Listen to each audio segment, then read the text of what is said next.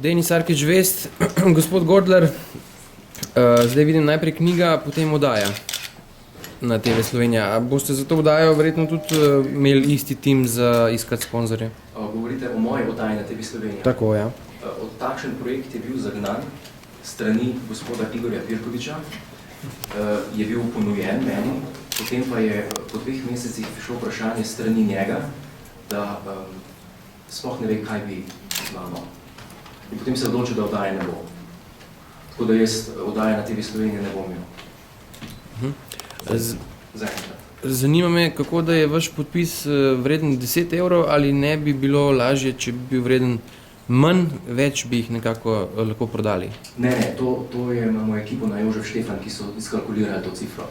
10 evrov. Na lastno pest ne sklepam, če imam svetovalce. V času recesije prodajati božične in novoletna darila, se vam to zdi pametna ideja? Zdi se mi primerno, ker mislim, da bo to človeka pogrelo v teh recesivnih dneh ob skledi zelja doma v toplih hiši. Govori se, da je to cenzurirana verzija. Kakšna je tista necenzurirana? Kdo pa ne bi jo cenzuriral? Govori se. Govori se. Ko dobim izvod cenzurirane verzije, ga bomo komentirali.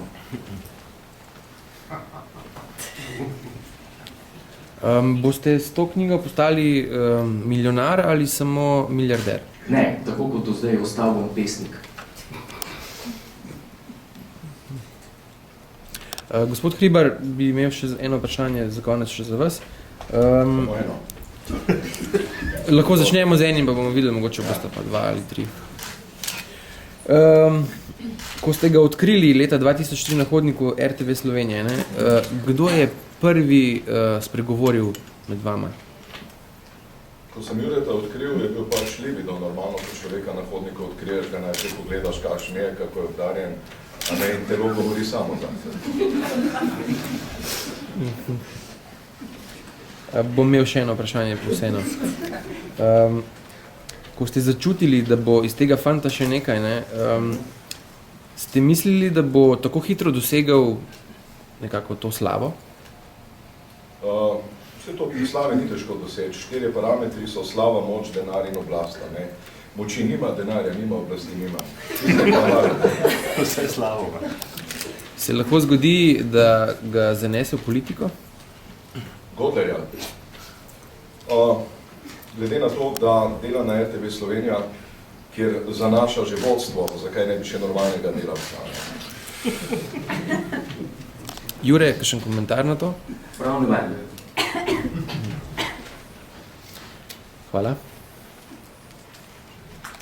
Še to? Z enim stavkom, recimo, poveste, kaj je recimo vsebina te knjige? Vsebina te knjige je zadnjih 5 let Radia Ga-Ga, naši nastopi, snemanja, radijske in TV oddaje in pa skupna potovanja. Jaz bi imel še eno vprašanje, če lahko, katera stran te knjige vam osebno najbolj všeč? Katero poglavje mislite? Lahko tudi poglavje, ampak lahko pa tudi kar rečete kakšna stran. Sponzori, ne? Sponzori, tako. Zadnje 3 strani. Zadnje 3 strani. Najlepše hvala. Hvala vam. Ja, prosim. Kakšna izkušnja je, glede na to, da je Sašo Hribar povedal, da čast ostaja, slava in moč sta na drugem bregu. Kakšna izkušnja je napisati knjigo? Zdaj, jaz sem imel občutek, da sem to knjigo zelo dolgo pisal, 6 mesecev, potem pa sem v Wordu, v programu, kliknil na izračun totalnega časa obdelovanja teksta in je zneslo 23 ur samo, kar sem zelo nizko mnenje dobil v sebi, sem malo zjokal in to je to. Če bi napisal na roke, bi po mojem bi bil bolj zadovoljen sam. Tako pa sem knjigo pisal slab dan, tako da ne mislim lih najboljš vse. Hvala. Jaz sem vprašanje, katero anekdoto v knjigi priporočate za objavo, glede na to, da imamo novinarji dosti malo časa, pa da ne bi zaradi preblazne iskali, če kaj lahko priporočite stran? Aha. Ja, mislim, da je to spet sponzorji, no. Anekdot je veliko in vsaka je zanimiva, tako da... Pa velikih pa tudi ni noter v knjigi, o teh lahko samo ugibate. Ja, prosim. Kateri del, mislim, pač občinstvo, mislite, da bo najbolj nagovorila knjiga? So to mladi, starejši, ne vem, intelektualci, kritični? Mislim, da so to naša največja fan baza. Desus. To so naši boželjaci.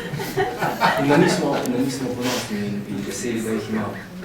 Ker so najbolj pošteni in nas jemljajo za takšne kakršni resni. Torej strankarski ali pač upokojenci? Upokojenci sem se. Zbor, tretje življenjsko obdobje. Jaz bi imel še eno vprašanje. Nekako sem se ozrl okrog in ne vidim reporterja Surle, vašega prijatelja. Vas čudi, da ga ni na takšni predstavitvi vašega prvenca? Reporter Surla. Reporter Surla je lik, ki ga jaz igram na oddaji Hribar. A to ste vi? Ja, to je moja vloga. Hecate? Ne, res. Sam na Surliva. A res? Ne, res. A to ni, mislim, resen človek, resen novinar, reporter Surla, to ste vi? To sem jaz. Jaz igram to vlogo. Ojoj. In danes ga ni tukaj, ker pač to je ena druga zadeva, to izdaja moje knjige. Ni bil varen. Aha. Kako pa to, da ni med sponzorji logotipa RTV Slovenija? Sašo?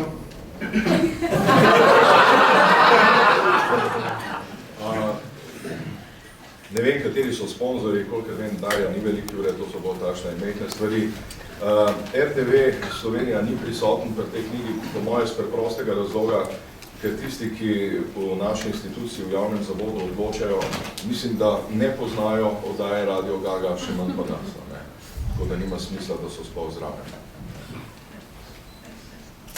To lahko samo Sašo tako lepo pove, zato sem moral predati besedo. To je res, ne. Je pa zanimivo, ne, da je pred 18 leti član prve oddaje tam Boštjan Škrab, ne, za katerega ne veste, gledajte, kako slabo zgleda, odkar ga ni več na radio. Ne. Tako lahko še nekaj kdaj kaj vprašate. Ne. To je zgodovinsko prva oddaja 6. aprila 1990. Evo ga. Mislim, da je celo spregovoril prvi stavek. Še kakšno vprašanje? Potem je to to. Hvala lepa.